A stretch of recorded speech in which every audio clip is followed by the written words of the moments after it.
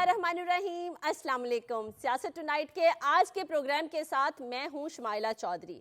हमारे आज के एजेंडा में शामिल हैं आलमी हफ्ता ब्राए मजहबी अमूर प्रोग्राम और वज़ीर आज़म का पैगाम, बलूचिस्तान में सिक्योरिटी इदारों का ऑपरेशन, 18 जवान शहीद और 23 दहशतगर्द जहन्नम वासिल, तोशा खाना रिकॉर्ड जारी, किसको क्या मिला, पंजाब में ज़री इनकलाब, इस पर माहिराना राय देंगे रिजवान रज़ी और अमीन हफीज़। अस्सलाम वालेकुम। जी वालेकुम अस्सलाम व रहमतुल्लाहि व बरकातुहू। क्या हाल है आप दोनों के? अल्लाह का करम। बिस्मिल्लाह करें आज। वैसे मेरा आज का जो टॉपिक का पहला सवाल है बड़े ही हैवी हार्ट के साथ, रज़ी दादा, हमारे सिक्योरिटी जवान जो है वो 18 शहीद हुए हैं आपकी, मेरी, अमीन साहब की, हमारी हिफाजत करते हुए जी। ऑल दो के 23 जहन्नम वासिल भी हुए दहशतगर्द, मगर अफसोस है बहुत। देखिए, कलात के इलाके के अंदर उन्होंने वो एक ख़ास तरीका कार बनाया हुआ है कि वो एक खित्ते के अंदर, एक इलाके के अंदर जाते हैं और मुख्तलिफ सड़कें ब्लॉक करके उनके जो आलमी सरपरस्त हैं वो सोशल मीडिया के ऊपर शोर मचाना शुरू कर देते हैं। और इंडियन मीडिया और अफ़गान मीडिया तो उनके लिए होता ही है। सही। वो एक शोर मचा के तो एक सिचुएशन पैदा करते हैं कि पाकिस्तान का एक बहुत बड़ा इलाका गोया कि इस वक्त पाकिस्तान की मरकज़ी हुकूमत की अमलदारी से निकल गया।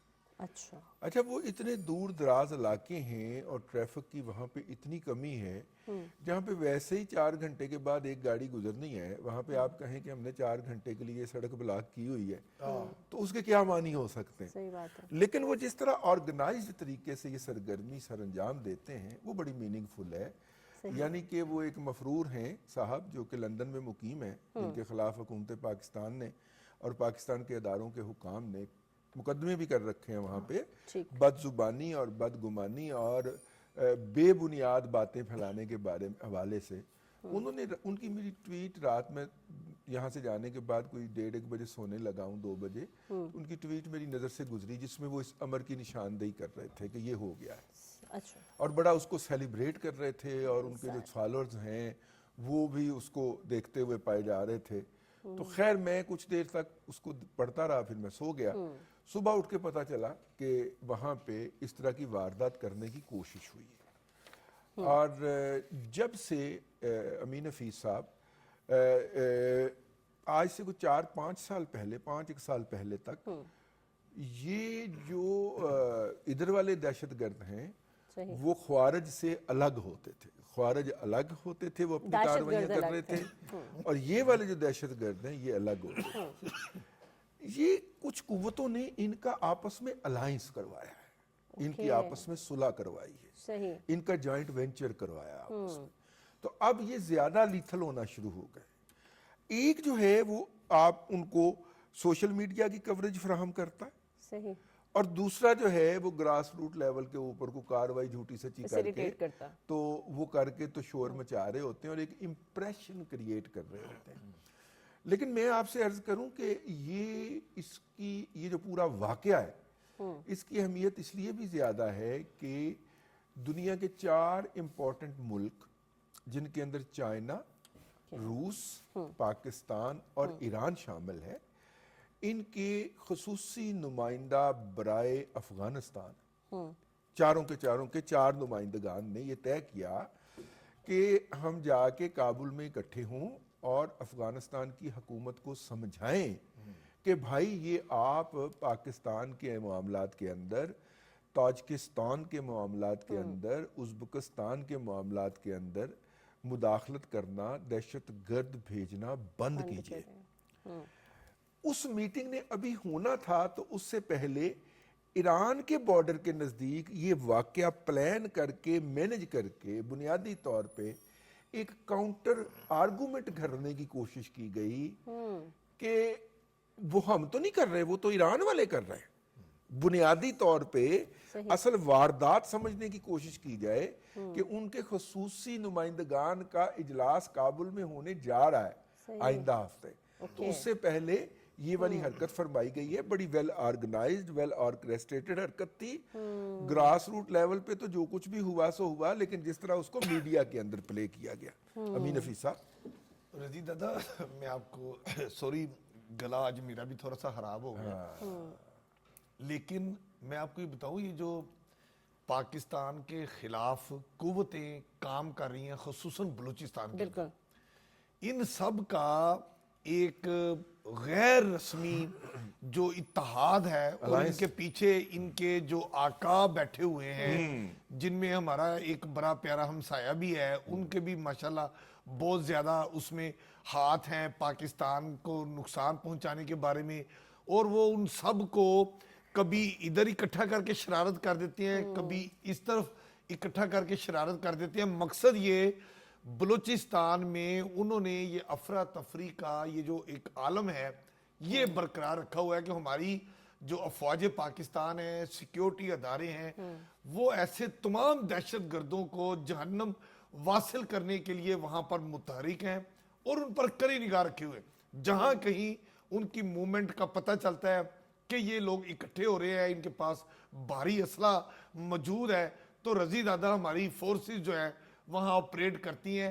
لیکن چونکہ وہ رقبہ بلوچستان رقبے کے لحاظ سے پاکستان کا سب سے بڑا صوبہ ہے, اور یہ اتنا بڑا پھیلا ہوا ہے کہ دور دور آپ ان کے اگر پہاڑی علاقوں میں اگر آپ گئے ہوں تو بہت دور دور آپ کو گاڑی چلانے کے بعد کوئی بندہ نظر آتا ہے. تو انہوں نے مختلف جگہوں پہ ڈیرے جمائے ہوئے ہیں اور یہ اپنے بیرونی آقاؤں کے اشاروں کے اوپر ٹائمنگ سیٹ کرتے ہیں کہ کس وقت کیا ہونے جا رہا ہے اور ہم نے کس وقت کیا میسیج دے رہا ہے. Internal report. لیکن ہماری فورسز نے, سچی بات ہے, جس طرح ہمارے جوانوں نے وطن کی حفاظت کے لیے اپنی جانوں کا نذرانہ پیش کیا ہے, یہ سب لوگ ہمارے ہیرو ہیں. اور وہ جو دہشت گرد ہیں ان کو جہنم واصل کیا ہے, ماضی میں بھی کیا ہے, آئندہ بھی کرتے رہیں گے. اور یہ ہمارے حوصلے جو ہے نا یہ کمزور نہیں کر سکتے, بلکہ پوری قوم جو ہے وہ فوج پاکستان اور سیکیورٹی اداروں کے ساتھ. امین حفیظ اس میں ایک اور امپورٹنٹ بات ہے نا, دیکھیے جب یہ ہمارا جوان موو کرتا ہے یہ پوری رسپانسبلٹی کے ساتھ موو کرتا ہے. اس کی پہلی پرائرٹی ہوتی ہے کہ کوئی بے گناہ میرے ہاتھوں سے زخمی نہ ہو جائے. بالکل بالکل, کسی کو زخم نہ پہنچے. اس نے باقاعدہ دہشت گرد کے اور عام پاکستانی کے درمیان تفریق کر کے پھر نشانہ لینا ہوتا ہے یا پھر وار کرنا ہوتا ہے. جبکہ دہشت گرد نے تو میرا مطلب ہے کہ بم پھوڑنا ہے شرارتی بچے کی طرح. ویسے آپ کو میں عرض کروں کہ شرارتی بچے کو پھر جس دن پھینٹ پڑتی ہے نا, نہیں ISPR نے بڑا کلیئر آج میسج دے دیا ہے کہ جو ہوا ہے رات, جو بھی اس میں سہولت کار ہے, منصوبہ باز ہے یا ذمہ دار ہے, ان کو نہیں چھوڑا جائے گا. بڑا کلیئر میسج ہے. اس میں ہمارے ایک حوالدار ہیں, 2 اس میں نائک ہیں اور 3 اس میں لانس نائک, اور 12 ہمارے جو جوان ہیں وہ مجموعی طور پہ یہ جو ہماری تعداد ہے 18, یہ انہوں نے جامع شہادت نوش کیا ہے. ابھی کل ایک میجر صاحب کی خبر بھی آئی, میجر صاحب کی کل خبر تھی, جس میں پریزیڈنٹ آف پاکستان آج گئے اور پرائم منسٹر نے بھی اس پر بڑا اظہار افسوس کیا. اچھا, ان دہشت گردوں کے اس نیٹ ورک کو توڑنے کے لیے اب اور مزید آپریشن بڑھانے پڑیں گے. نہیں, وہ آپریشن کلین اپ جاری ہے. جس وقت ہم یہ گفتگو کر رہے ہیں اس کے بعد سے پھر ایک لیتھل قسم کا آپریشن کلین اپ اس علاقے کے اندر اور اس سے ملحقہ علاقوں کے اندر شروع کیا گیا. سرچ آپریشن بھی جاری ہے, اور خاص طور فوج پاکستان ISPR کا یہ کہنا ہے کہ مطلب پورا کلا کما کیا جائے. جی, اور خاص طور پہ جو ان کی سپلائی لائنز ہیں جہاں سے ان کو ہمسایہ ممالک سے افرادی قوت اور اسلحہ فراہم ہوتا ہے, ان راستوں کو چیک کرنے کے لیے, بلاک کرنے کے لیے جو جاری ہے اس وقت, اس میں بھی کافی زیادہ شر پسندوں کو جہنم واصل دہشت گردوں کو کیا جا چکا ہے.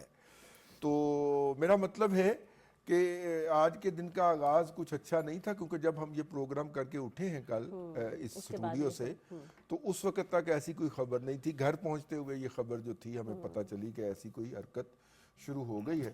بہرحال قابل افسوس بھی ہے, لیکن اس سے دل کو حوصلہ بھی ہوتا ہے کہ ہمارے جوان جو ہے وہ اپنے فرائض کے لیے پوری طرح آگاہ ہے اپنے فرائض اور ہماری حفاظت کے حفاظت کے لیے، ہم عوام کی، اس پہ تو ہم ان کو سلام پیش کرتے ہیں۔ ابھی نفیس اس کے علاوہ اگر بات کریں ملک میں ہمارے جو اب وہ کہہ رہے ہیں نا ہفتہ برائے مذہبی ہم آہنگی چل رہا ہے، اس پہ پرائم منسٹر صاحب نے رضی دادا اتحاد اور برداشت کا پیغام دیا، آلدو کہ پاکستان میں ساری اقلیتوں کو ایک الگ مقام ہے، بالکل ساری اہمیت حاصل ہے، تو اسی پہ انہوں نے یہ پیغام دیا ہے، اس پہ ذرا دیکھیں روشنی اس کی ڈالیں۔ اہمیت جو ہے وہ آج کے دن کے حوالے سے اور بھی بہت بڑھ جاتی ہے، اور بھی بڑھ جاتی ہے۔ میں آپ کو اس کی وجہ عرض کرتا ہوں۔ ابھی کل اور پرسوں پاکستان میں یورپین یونین کے خصوصی نمائندے دورے پہ تشریف لائے ہوئے تھے، صحیح، انہوں نے پنجاب کی چیف منسٹر اور سندھ اور کے چیف منسٹر سے بھی میرا خیال ہے ملاقات کی ہے، لیکن وزیر اعظم سے اور پنجاب کی وزیر اعلیٰ سے تو بہرحال وہ تو فوٹیج میں نے چونکہ دیکھی ہے، ملاقات کی ہے۔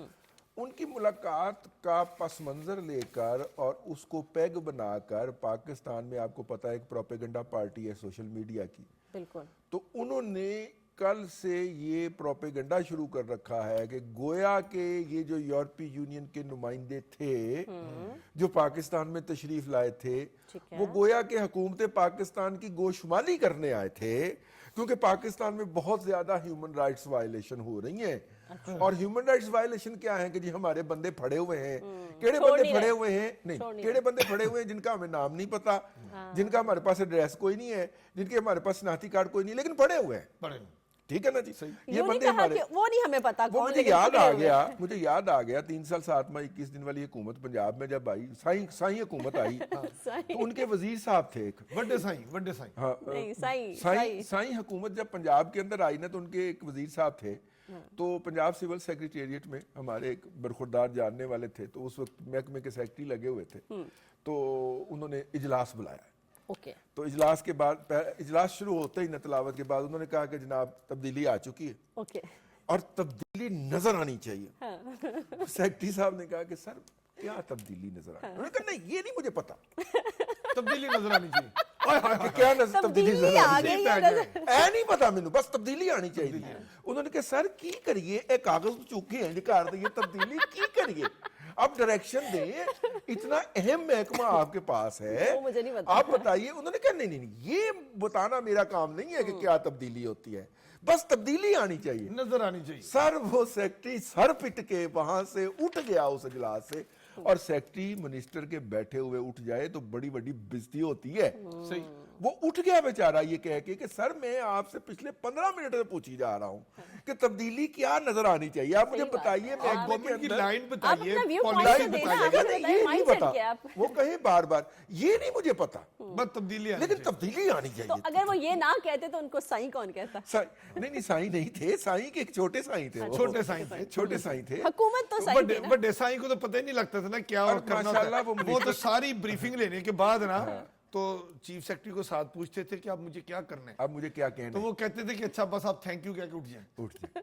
آپ اندازہ فرمائیے کہ وہ جو تبدیلی والے وزیر صاحب تھے، ان کی ایک یہ پولٹری فیڈ مل ہے، انہوں نے وہ جو ہوتا ہے نا جی بجلی گھر سے ایکسکلوسیو لائن جو تھی وہ اپنی فیکٹری تک بچھوائی، تبدیلی تو آئی، تبدیلی تو آئی نا، نظر آنی چاہیے، انہوں نے کہا وہ اور نظر آئی۔ مجھے وہ وہاں پہ اس علاقے میں فارمرز بتا رہے تھے کہ صرف اس ایک ایکسکلوسیو لائن سے جس سے ان کو بجلی کی لوڈ شیڈنگ کم سے کم پڑتی ہے، ان کو مہینے کا 10 کروڑ روپے سے زائد کا فائدہ ہے، صرف ایک۔ اچھا ہم بات کر رہے تھے نا مذہبی ہم آہنگی کی، مذہبی ہم آہنگی پہ میں آتی ہوں، لیکن ابھی بات سائیں کی ہو رہی تھی، سائیں تو سائیں کی حکومت بھی سائیں، سائیں کے یار بھی سائیں، سائیں کے بعد یہ جو ہوسٹ ہے یہ سائیں نہیں ہے، لیکن مجھے یہاں بریک لینی ہے، ہمارے ساتھ رہیے گا، سٹے ود اس۔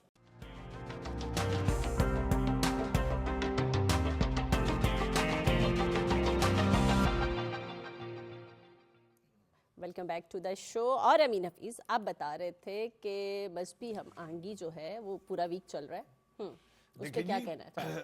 اس وقت ہم پوری دنیا کے ساتھ مل کے مذہبی ہم آہنگی کا ہفتہ جو ہے وہ منا رہے ہیں، بالکل، اور پرائم منسٹر صاحب نے بڑی خوبصورت باتیں کی ہیں کہ ہمارا جو پاکستان ہے اور اس کی جو بنیاد ہے وہ اسلام اور اسلامی نظریے کے اوپر. تو ہمارا تو دین ہمیں یہی سکھاتا ہے مکمل مذہبی آزادی مذہبی آزادی ہے. ہمارا تو پاکستان کا سبز حلالی پرچم میں بھی جو سفید پارٹ ہے وہ بھی اقلیتوں کی نمائندگی کرتا ہے. مطلب قائد اعظم نے اس وقت جب پاکستان بننے کی بنیاد رکھی جا رہی تھی اور یہ ساری کاوشیں کی جا رہی تھی تو قائد اعظم محمد علی جناح نے یہ بات بڑی واضح کر دی تھی کہ پاک سرزمین ایک ایسا وطن ہوگا کہ جس پہ تمام مذاہب کے لوگ آسانی سے زندگی گزار سکیں گے, اپنی مذہبی رسومات اپنی مذہبی عبادات میں گزاریں گے اور ان کو مکمل آزادی ہوگی. کسی قسم کی سٹیٹ کو اس سے کوئی مطلب نہیں ہوگا کہ آپ کا مذہب کیا ہے, اور آپ مطلب بالکل پاکستان میں مذہبی آزادی ہوگی. لیکن وقت گزرنے کے ساتھ ساتھ ہم نے دیکھا کہ یہاں پر مذہبی منافرت اور یہ جو تفرقہ بازی ہے یہ پروان چڑھ گئی ہے, جس سے پھیلائی گئی, ہاں جس سے جو ہے بڑے نقصانات ہونے شروع ہوئے, مفادات بہت وابستہ ہو گئے نا اس کے ساتھ, اس وجہ سے پھیلائی. اور اب صرف پاکستان نہیں, پوری دنیا اور اس کے بیشتر ممالک, لوگوں میں جو قوت برداشت ہے, دوسرا نقطہ نظر سننے کی جو برداشت ہونی چاہیے وہ بہت کم ہوتی جا رہی ہے. انتہا پسندی آ گئی ہے, غصہ بہت زیادہ آ گیا ہے. ہم دوسروں کی, جس کو کہتے ہیں نا کہ چھری آپ گھما رہے ہیں, گھماتے جائیں تو آپ کہیں مجھے آزادی ہے, تو آزادی کوئی بھی ہو وہ اس وقت تک آزادی ہے جب تک دوسرے بندے کی ناک کی حدود شروع نہیں ہو جاتی. جیسے ہی دوسرے بندے کو آپ کی چھری ٹچ کرتی ہے تو پھر آپ کی آزادی ختم ہے, اس کی آزادی شروع ہو گئی ہے. تو ہمیں بڑا کھلے دل سے اپنے اسلامی مملکت خدا داد پاکستان کے ہم شہری ہیں, ہمیں جو ہے ایسی رواداری کا مظاہرہ کرنا خیال بھی رکھنا چاہیے. ہم رکھتے ہیں ایز کمپیئر ٹو, اگر ہم اپنے ہمسایہ ملک کی بات کریں تو وہاں تو کوئی بھی اقلیتیں جو ہے وہ محفوظ ہی نہیں. ہاں نہیں, لیکن میں اس کو نا تھوڑا سا, انہوں نے جو جیسے عرض کیا فرمایا امین بھائی نے کہ دیکھیے یہاں پہ جو انٹالرنس آئی ہے ایز اے ہول جرنل آئی ہے, دنیا بھر کے اندر آئی ہے, اس کے اندر ایک میجر کنٹریبیوشن جو ہے وہ سوشل میڈیا کا بھی ہے. ایسے کہ ہم وہ آخری نسل ہے جس نے اسٹوڈنٹ یونین کے الیکشن دیکھے ہوئے ہیں, ٹھیک ہے, میں اور امین حفیظ صاحب ہم آخری نسل ہیں, ہمارے بعد الیکشن پابندیاں لگ گئی ہیں, پھر پابندیاں لگ گئی. لیکن جب اسٹوڈنٹ یونین کے الیکشن ہوتے تھے تو اس میں دو ایکسٹریم نقطہ نظر سٹیج پہ بیٹھتے تھے, ٹھیک ہے, اپنا نقطہ نظر بیان کرتے تھے, ایک دوسرے کو برداشت کرتے, سنتے تھے اور برداشت کرتے تھے, سنتے تھے, برداشت کرتے تھے, اور دلیل سے دوسرے کو مسترد کرتے تھے, اور جو ڈنڈے سوٹے سے مسترد کرنے کی کوشش کرتا تھا اس کو طلبہ جو ہوتے تھے وہ ووٹ سے مسترد کر دیتے تھے. اور یوں ہماری طالب علمی کے دور سے ایک جمہوری رویہ سیکھنے اور سکھانے کی بات شروع ہو جاتی تھی. آج سوشل میڈیا کا دور ہے. میں نے امین حفیظ صاحب سے مجھے کوئی ان کی بات پسند نہیں آئی, لیکن اب میرے اندر اتنا حوصلہ بھی نہیں ہے. اختلاف کرنا بھی تو ایک حوصلے کی بات ہے نا, کہ میں ان کو منہ پہ کچھ کہہ سکوں. میں کیا کروں گا, میں گھر جاؤں گا اور میں ٹویٹر کے اوپر یا فیس بک کے اوپر ان کی اپنی ایک جعلی آئی ڈی بناؤں گا, اور اس کے بعد جا کے وہ امین حفیظ صاحب کو گالم گلوچ کروں گا, وہ کروں گا. ان بیچاروں کو, فرشتوں کو بھی نہیں پتا ہوگا کہ کہاں سے اٹ کتھوں آئی ہے, یہ اٹ کتھوں آئی ہے. نہیں, ابھی آپ نے, اور شریکہ کون ہے, شریکہ کون ہے, رضی دادا اٹ نہیں, رورا چیری بیٹھی, چیری نو رورا ماریا, چیری پھر کر کے, مطلب یہ جو اٹ ہے نا باروں نہیں آتی. ہاں, یہ جو سوشل میڈیا نے رائے کو اور رویے کو فیس لیس کر دیا. مطلب دیکھیے اس وقت اگر میں نے آپ سے ناراضگی کا اظہار کرنا تھا, یا آپ دیکھیے اپنا افغانستان کے آنے تک, روس کے افغانستان میں آنے تک تو بالکل ہی, اور ایون 1985-86 تک ہماری جامعات کے اندر, ہماری یونیورسٹیوں کے اندر کہاں سے اسلحہ ہوتا تھا یار, کچھ بھی نہیں تھا. وہ میکسیمم اسلحہ جو ہوتا تھا نا وہ لوہے کا کسون ہوتا تھا جو ایسے ہاتھ پہ چڑھا کے نا تو لڑائی کی جایا کرتی, لیکن اس کو بھی اچھا نہیں سمجھا جاتا تھا, اور وہ بھی جس سے برآمد ہو جانا اس کے سوشل بائیکاٹ ہو جانے. سر اور کہاں وہ دور آیا کہ کلاشنکوف اور کیا کیا اسلحے جو تھے فیشن بن گیا وہ بچے کالجز کے سے پاس. برآمد ہونا شروع ہو گئی. اس لیے کہ جب پھر وہ آقا آنے شروع ہو گئے نا, پولیٹیکل پارٹیز کی انفلوئنس شروع ہو گئی, اور پھر انہوں نے سرپرستی کرنا شروع کر دی, اسی لیے پھر طلبہ تنظیموں پہ بین لگ گیا. اب دیکھیے نا, اب تو کوئی آقا نہیں ہے نا, لیکن مہنگے ترین اے لیول اور او لیول کے سکولوں کے بچے جو ہیں چھٹی کے وقت, مطلب کہ ان کو جو گاڑی لینے آئی ہوتی ہے وہ اس کی بڑے سٹائل سے ڈگی کھولتے ہیں اور اس میں سے نکالتے ہیں. میرا مطلب ہے کہ AK-45 جو ہے وہ کیا چیز ہے, AK-47 کیا چیز ہے جو وہ نکالتے ہیں اس میں سے, اور جناب وہاں پہ عجیب و غریب قسم کے تماشے ہو رہے ہوتے ہیں. بنیادی طور پہ میں یہ سمجھتا ہوں کہ اس میں کوئی سرپرستی یا یہ یا وہ ہوئی ہوگی, لیکن جو رویوں کی عدم برداشت آیا ہے, بہترین رویے سکھانے کے لیے آپ 60,000 روپے سے لے کے لاکھ روپے مہینہ تک فیس ادا کرتے ہیں انگریزی میڈیم بچوں کی. صحیح. اور رویہ کیا سکھایا جاتا ہے کہ اس نے جناب اپنے گارڈز بلائے ہوتے ہیں کہ آج میری اندر لڑائی ہو گئی ہے. وہ پچھلے دنوں یہاں پہ ایک انگریزی کالج کے اندر وہ لڑائی ہوئی تھی, تو وہ کس طرح بچی کو مار مار کے اس کا حشر کر دیا تھا, سر پھوڑ دیا تھا اس کا, اگر آپ کو یاد ہو. ٹھیک ہے نا. اور پھر کہاں سے لوگ سرگرم ہوئے تھے کہ وہ اس تشدد کے اندر, اس دہشت گردی کے اندر یا اس بدماشی کے اندر جو دوسری بچیاں انوالو تھیں. میرا مطلب ہے کہ یہ جو عدم برداشت کا رویہ, میں کسی کو بھی سنگل آؤٹ, کسی کمیونٹی کو نہیں کرنا چاہ رہا, کسی طبقے کو نہیں کرنا چاہ رہا, کسی شعبے کو, پروفیشن کو نہیں کرنا چاہ رہا. یہ باتیں تو اپنی جگہ, لیکن توشہ خانہ کا ریکارڈ آ گیا ہے, گورنمنٹ نے ساری لسٹ دے دی ہے, 3 سال کا ریکارڈ دیا ہے. کس کو کیا ملا, الزام جو لگایا ہے ہمارے پرائم منسٹر صاحب کے اوپر وہ یہ ہے کہ جناب 1,25,000 روپے کا 1 لیٹر اود آتا ہے, اود کا عطر. ٹھیک ہے, اود بہت پسند ہے مجھے. جی میرے آقا صلی اللہ علیہ وسلم کا بھی پسندیدہ خوشبوات میں شامل. تو وہ جی 3 کلو اود کا جو ہے نا کنٹینر وہ پرائم منسٹر صاحب لے گئے. 3 کلو کا, لیٹر کا, 3 لیٹر کا. ٹھیک ہے. اب میرا مطلب یہ ہے کہ جب انہوں نے خود یہ پابندی لگائی ہے کہ 30,000 سے زیادہ مالیت کا, 300 امریکی ڈالر, 300 امریکی ڈالر. یہ مارچ اس میں فیصلہ ہوا تھا 2023 میں, 9,000 روپے پالیسی گورنمنٹ نے اسٹیٹ نے دی تھی کہ $300 ملین تک کا, 300 صرف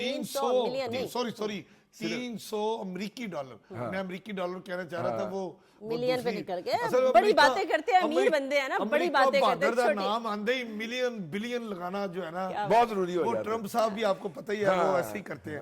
تو 300 امریکی ڈالر تک کا یہ پالیسی اسٹیٹ نے بنائی کہ آپ وہ تحفہ رکھ سکتے ہیں, اور اس سے بڑا مالیت کا جو لیکن بتانا پڑے گا آپ کو, بتانا پڑے گا, اور اس کی مالیت جو ہے وہ دینی پڑے گی جو فکس کی جائے گی اس تحفے کی. صحیح. اب دیکھیں 1997 یعنی کہ پاکستان میں اب تک 1997 سے لے کے 31 دسمبر 2024 تک, مطلب تقریباً 27-28 سال کا جو توشہ خانہ کا ریکارڈ ہے وہ پبلک ہو گیا ہے. میں آپ کو اس کی تھوڑی سی ڈیٹیل بتا دوں.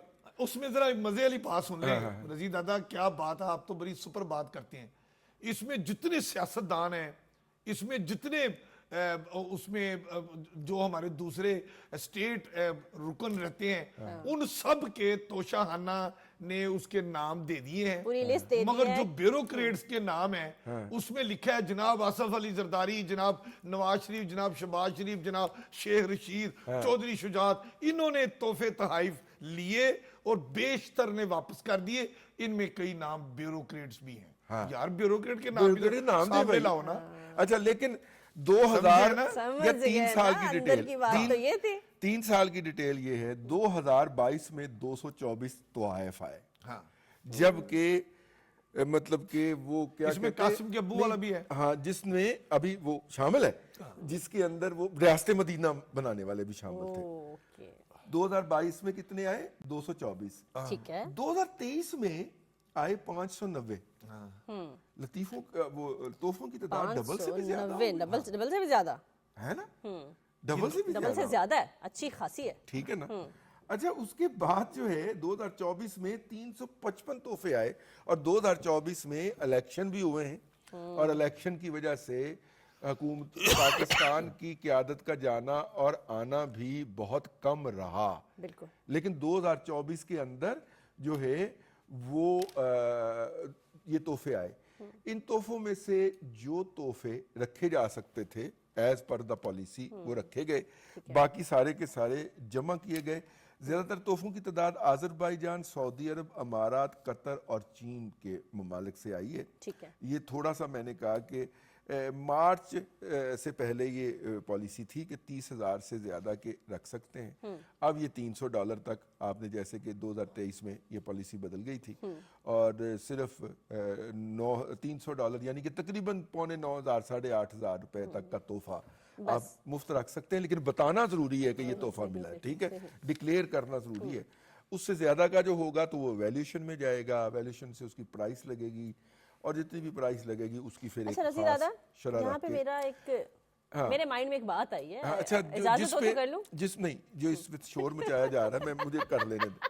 وہ یہ ہے کہ شہد کی کوئی بوتل, شہد کی ایک بوتل آئی تھی. اچھا ہم اگر کہیں کہ آپ کی یہ کالے رنگ کی بوتل کے اندر شہد نہیں تھا تو اصرار ہوتا ہے کہ شہد کی بوتل تھی, ٹھیک ہے, ثابت کر دیا جاتا ہے. اب شہد کی بوتل آئی ہے اور یہ لکھا ہوا ہے اس کے قانون کے اندر کہ بھائی جو ڈسپوزیبل چیزیں ہیں وہ آپ نے لے لینی اور دے دینی ہے. کھانے کی چیز کتنی مہنگی ہو سکتی ہے یار, ٹھیک ہے. اور شہد کی بوتل کا جو ہے وہ رولا پڑا ہوا ہے. عود کی 2 بوتلیں ہیں, اس کے علاوہ غلاف کعبہ کا ٹکڑا. وہ تو اتنی قیمتی اور اعزاز کی بات ہے اگر غلاف کعبہ کا کوئی حصہ کسی کو دستیاب ہوتا ہے. لیکن غلاف کعبہ کی بجائے کعبہ اور نبی پاک کے مسجد نبوی کی وہ گری اگر کوئی آئے اور وہ مطلب اور پھر بھی کہے کہ نہیں میں نے اس کا حساب نہیں دینا. اچھا یہ جو اچھا یہ ہوا کیوں, یہ کیا کیوں کہ میں آخری بات پھر آپ کی بات. دیکھیے بنیادی طور پہ توشہ خانہ 1 کے بعد اب توشہ خانہ 2 کی سماعت کا آغاز ہو گیا. اب دیکھیے ان کی جو ہے ہمارے ہاں جو فسادی پارٹی ہے اس کی ساری میڈیا اسٹریٹجی ہمیشہ اس پہ چلی ہے کہ چونکہ جو ہے وہ ہمارے اندر یہ خرابی ہے تو ہم پہلے ہی دوسرے کے اندر یہ خرابی ڈال دیں, شور مچانا شروع کر دیں کہ چونکہ ہم توشہ خانہ کے اندر تلے جا رہے ہیں تو ہم اکیلے نہیں, اور میرٹ پہ نہیں ہم اکیلے تو نہیں ہیں. اگر آپ کو یاد ہو, اچھا اگر اکیلے کی بات کریں تو یہ لسٹ کب کوئی دے گا؟ میں آپ کو کوئی چیز تب دوں گی نا رضی دادا, یہ گورنمنٹ نے کیوں جاری کی جس کے اپنے ہاتھ صاف ہوں. صاف ہے بالکل. اب دیکھیے اگر آپ کو یاد ہو لاسٹ ٹائم جب توشہ خانہ کا کیس فائل ہوا تھا تو یہ ڈیٹیل نکال کے ماری گئی تھی میڈیا کے اوپر ایز اے اسٹریٹجی کہ دیکھیں جی وہ تو مریم نواز شریف نے بھی گاڑی لی تھی, وہ تو آصف علی زرداری نے بھی گفٹ لیا تھا. یہ پوری کیمپین چلی سوشل میڈیا پہ بنائی گئی. جی میڈیا نہیں, اچھا کیمپین رضی دادا کیمپین چلی تھی امین حفیظ صاحب کہ انہوں نے گاڑی لے لی, انہوں نے یہ گفٹ لے لیا, تو ہم نے لے لیا تو کون سا, کیا انہوں نے یہ والا سٹائل بھی بنایا تھا جو رضی دادا نے بنایا اپنا فیس کا؟ نہیں یہاں پہ بریک بنتی ہے جی, سٹے ود اس.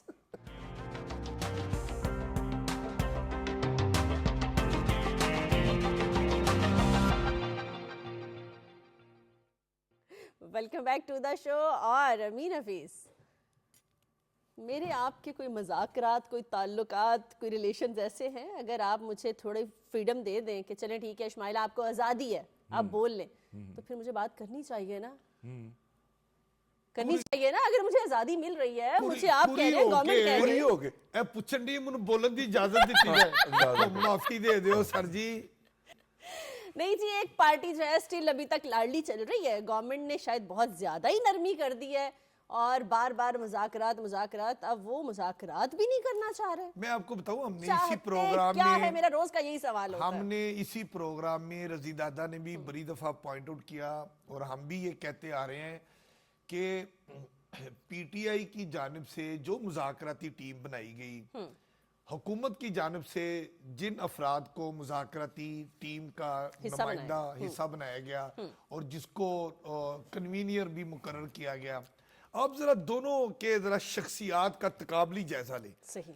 اچھا، پھر ان کے پیچھے کون کون، پتلی تماشا آپ نے دیکھا تھا بچپن میں؟ آپ نے شاید دیکھا یا نہیں دیکھا. رضی دادا تو میں بڑا پتلی تماشا دیکھا کرتے تھے، اور اس ہم لائیو دیکھ رہے ہیں. پتلی تماشا میں ایک کریکٹر پیچھے ہوتا تھا. صحیح. جو کریکٹر آپ کو نظر آ رہے ہوتے تھے وہ آپ کو دکھائی دے رہے ہیں، لیکن ان کو جو ہلانے والے ہیں، موو کر رہا ہے کوئی موو کرنے والے، وہ پردے کے پیچھے وہ ڈوریاں ان کی ہلا رہے ہوتے تھے. تو یہ جو مذاکراتی ٹیم تھی وہ حکومت کی افراد ہیں یا پی ٹی آئی کے ہیں، وہ پتلی تماشا تھا. اور اس پتلی تماشے میں ہاتھ کس کے ہیں؟ ایک تو اڈیالہ جیل تھی، دوسرا پرائم منسٹر سیکریٹریٹ تھا، تیسرا فریق اس میں اسٹیبلشمنٹ تھی. تو یہ تینوں جو ادارے تھے یہ عام آدمی کو نظر نہیں آ رہے تھے. نظر کیا آ رہے تھے؟ گوہر نظر آ رہا ہے پی ٹی آئی کی طرف سے، ادھر سے عرفان صدیقی نظر آ رہا ہے، سامنے بیٹھا ہوا شریف آدمی اسپیکر قومی اسمبلی سردار یاس صادق، معصوم آدمی جو خواتین کی طرف اسمبلی میں کوئی خاتون بات کر رہی ہو نا تو سردار یاس صادق صاحب آنکھیں نیچی کر رہی ہوتی ہیں، تو بعض اوقات وہ خواتین کہہ رہی ہوتی ہے جناب اسپیکر میری طرف. نہیں تو خواتین تے الزام نہ لاؤ، خواتین تے الزام نہ لاؤ. ایک کوئی خاتون ہی کی ہے وہی کہندی اکھاں چکھا پا کے گل کرو، کوئی کوئی گی کوئی. اور انہوں نے کیا پھر سردار ایاز صادق صاحب جو اس کو ہیڈ کر رہے تھے سارے مذاکراتی پروسیس کو، انہوں نے کہا کہ میں کیس ڈال دینا تھا، میں عورتوں کی آنکھوں میں آنکھیں ڈال کے بات نہیں کرتا. وہ ماشاءاللہ ایک کامیاب خاوند بھی ہیں اسی حوالے سے. تو ہم بات کر رہے تھے مذاکرات کی. میں کہہ رہا تھا کہ وہ جو پتلی تماشا ہے نا، اس میں ایک بات آئی ہے تو وہ کلاس فیلو بانی کا. ہاں سردار یاس صادق لیکن کردار دیکھیں کیا بات ہے، ان کے والد صاحب نے کیا تربیت کی ہے یار. اور وہ بڑی مزے کی کئی دفعہ کلاس میٹ ہونے سے فرق نہیں پڑتا، تربیت میٹر کرتی ہے. سردار یاس صادق صاحب کئی ان کی ایچیسن کالج کی لیکن دونوں خاندانی ہیں، آپ بھول جاتے ہیں. اچھا میں آپ کو یہ بتا رہا تھا، اب جو مذاکرات پہلا راؤنڈ ہوا، دوسرا راؤنڈ ہوا، تیسرا راؤنڈ ہوا، چوتھے راؤنڈ میں پی ٹی آئی والے آئے ہی نہیں. اچھا حکومتی لوگ بیٹھے ہوئے تھے. اصل میں عرفان صدیقی صاحب نے وہ جو پتلی تماشا میں بتا رہا ہوں نا، انہوں نے بڑی خوبصورت کل ایک بیان دیا. کیا؟ ہائے ہائے ہائے ہائے رضی دادا ذرا توجہ فرمانی ہے. شمائلہ آپ ذرا پیپر کی طرف نہ دیکھیں، میر حفیظ کی طرف توجہ فرمائیں. پھر تھوڑا جے آئے ہائے اور پاؤ.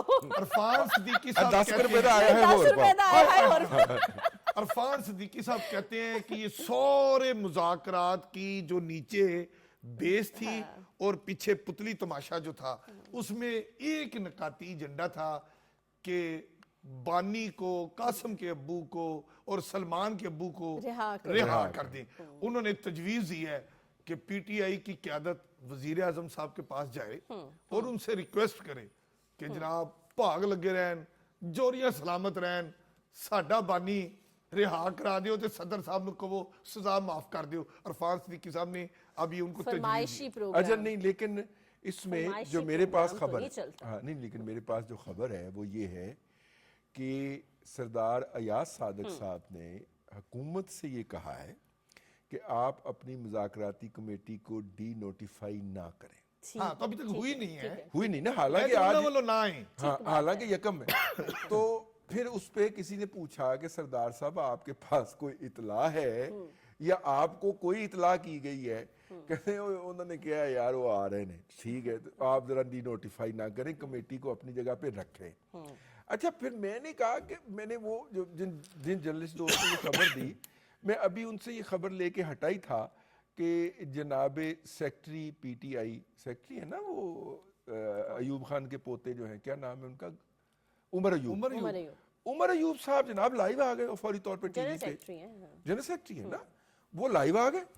نہیں وہ جنرل سیکٹری ہیں تو پھر سلمان اکرم راجہ کیا ہے؟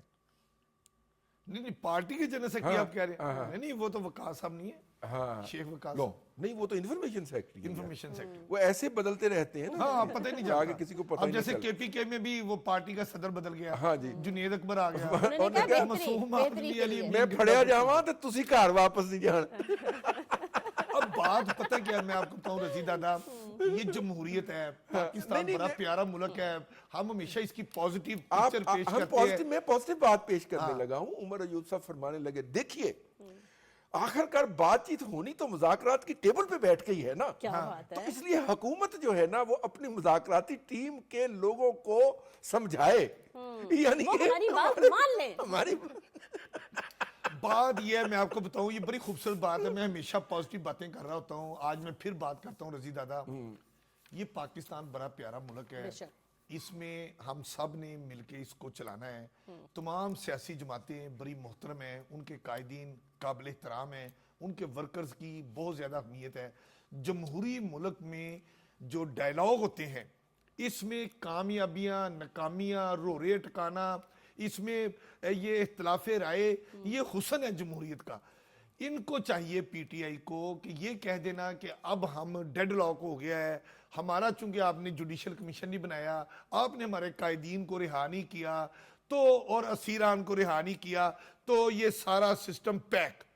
اس طرح نہیں ہونا چاہیے. میں سمجھتا ہوں کہ پاکستان کی جس کو کہتے ہیں نا کہ معاشی ترقی کے لیے، پاکستان میں سیاسی استحکام کے لیے بہت ضروری ہے کہ پی ٹی آئی دوبارہ مذاکرات پر آئے. جیسے وزیر اعظم شہباز شریف صاحب نے آفر بھی دیا ہے کہ پارلیمانی کمیٹی بنا دی جاتی ہے، اس میں بیٹھے جو ٹاپک آپ چاہتے ہیں اس کا ایجنڈا بنا لیتے ہیں.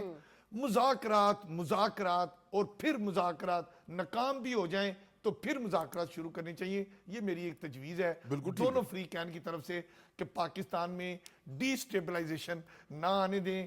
پاکستان میں جو ایک جمہوریت کی ٹرین پٹری کے اوپر ہے اس کو چلنے دیں. کوئی بھی پروگرام ہو نا ٹرین آپ بیچ میں لے آتے ہیں ہر مثال. آپ نے کبھی ٹرین کا سفر نہیں کیا؟ ٹرین جب شروع دیکھیں جب ہم بچپن میں یا پاک فوج کو سلام سلوٹ کرتے تھے، جب فوجی ہمیں یونیفارم میں نظر آتا تھا یا ٹرین نظر آتی تھی ہم اس کو دیکھ کے خوش ہوتے تھے.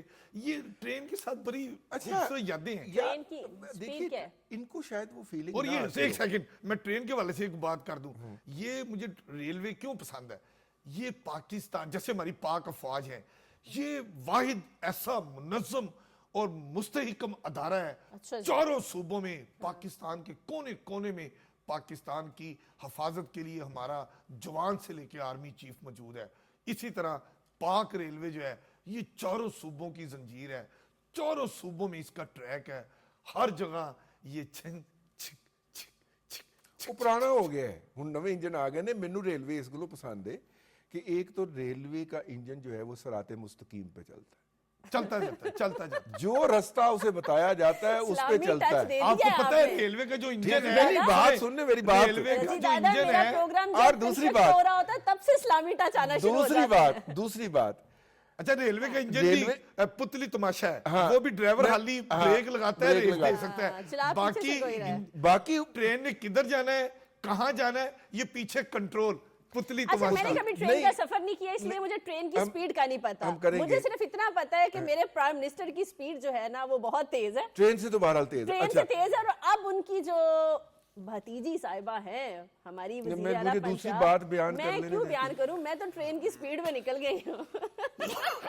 اب مریم سپیڈ بھی بڑی سپیڈ سے چل رہی ہے. سپیڈ کی بھی بات کروں گا میں، لیکن پہلے میں دوسری بات کیے بغیر دیکھیں، ایک تو صراط مستقیم پہ جاتا ہے ریلوے کا انجن، دوسرا اس نے اپنے اندر آگ اور تیل اور وہ دھواں جو ہے وہ سمویا ہوتا ہے اور اپنے مسافروں کو وہ اے سی میں بٹھا کے لے جا رہا ہوتا ہے نرم سیٹوں کے اوپر. میں تو کہتا ہوں پی ٹی آئی اور مسلم لیگ نون یعنی کہ حکومت اور پی ٹی آئی کو ریلوے کے ایک اے سی سلیپر ڈبے میں ان کو بٹھا دیا جائے، آگے انجن لگا دیا جائے اور انجن بھی بڑا مضبوط ہونا چاہیے. اچھا گورنمنٹ تو چاہتی ہے وہ بیٹھے لیکن وہ نہیں بیٹھنا چاہتے نا. اور جب تک ان کے مذاکرات ختمی نتیجے پر نہیں آتے ان کو ٹریک پہ رکھیں کہ باتیں کریں. اچھا دیکھیے بہرحال جو بات انہوں نے کہی، آج جو ہے وہ بہت اہم دن تھا. آج پنجاب کی چیف منسٹر نے جو ٹیوب ویل ہیں ہاں ان کا افتتاح کیا، سولر پہ جانے کا افتتاح کیا باقاعدہ فارملی اس کو. اب اس میں دیکھیے جو اس وقت بجلی کے نرخ ہو چکے ہوئے ہیں، یہ جو انسٹالیشن ہوگی نا یہ سولر پلیٹوں کی، یہ 3 سال کے اندر اس کی قیمت کسان کو واپس ہو جائے گی. کیا بات ہے. ٹھیک ہے, مطلب فائدہ ہوگا. ہاں یعنی جتنی انویسٹمنٹ ہوگی وہ 3 سال میں ریٹرن ہو جائے گی. مطلب اس کا بل اتنا کم آئے گا بجلی کے بل, وابڈا کے بل کی نسبت کہ اس کی, یعنی 3 سال کے بعد اس کا ٹیوب ویل کا بل 0 ہو جائے گا اگلے 22 سال کے لیے. اور سولر پلیٹ کی عمر 25 سال ہوتی ہے, 15-16 سال ہے میرے گھر لگے ہوئے, ٹھیک ہے, اور ابھی تک ماشاءاللہ ٹھیک چل رہی ہے. اور یہ 25 سال ہوتی ہے, 22 سال چلے گا, 3 سال بیماری بھی ہو جائے تو خیر ہے. نہیں, 3 سال جو انہوں نے پیسے قرض دیتے ہوئے واپس گزارنا میں ہے. وہی بتا رہا تھا, جو قرضے ہیں نا, یہ 9 ارب روپے کا سالانہ یہ زرعی ٹیوب ویل پروجیکٹ ہے جس کا چیف منسٹر مریم نواز شریف صاحبہ نے افتتاح کیا ہے. اور 31 دسمبر 2024 تک اپلیکیشنیں کاشتکاروں سے, ایسے کاشتکاروں سے جن کی اراضی کم از کم زرعی اراضی 1 ایکڑ تھی, ان سے اپلیکیشن مانگی گئی. اور آپ یہ دیکھیں حکومت پر ڈیٹ ایکسٹینڈ ہوئی تھی بعد میں, ہاں نہیں وہ ایکسٹینڈ ہوئی تھی تھوڑی سی, لیکن یہ 31 دسمبر رہی. اور اس کے بعد ٹوٹل اپلیکیشنیں کتنی آئیں, 5 لاکھ اپلیکیشن آئیں کہ ہمیں یہ جو شمسی توانائی ہے, سولر, یہ لگانے کی ہمیں قرضہ دیا جائے. اس میں سے 3,75,000 اپلیکیشنوں کو قرعہ اندازی میں شامل کرنے کے لیے اہل قرار دیا گیا. چیف منسٹر نے کل جو ہے اس پہ جو پہلا 8,000 جو سولر انرجی کے ساتھ زرعی ٹیوب ویل کے لیے اس کا افتتاح کیا ہے. اس میں بڑی خوبصورت بات آپ نے جیسے رضی دادا بتا رہے تھے, پہلی مطلب اس کے بعد بھی ہوگی, ہاں یہ ہوتی, یہ سلسلہ ہر سال ہوگی. ابھی میں آپ کو بتاؤں 8 کلو واٹ کا جو سولر سسٹم لگایا جا رہا ہے اس پہ یہ 5 لاکھ روپیہ سبسڈی گورنمنٹ دے گی.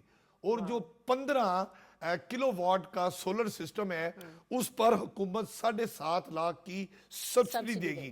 اور اسی طرح جو 20 کلو واٹ کا سولر پینل ٹیوب ویل, زرعی ٹیوب ویل کے ساتھ لگے گا, اس پر حکومت 10 لاکھ سبسڈی دے گی.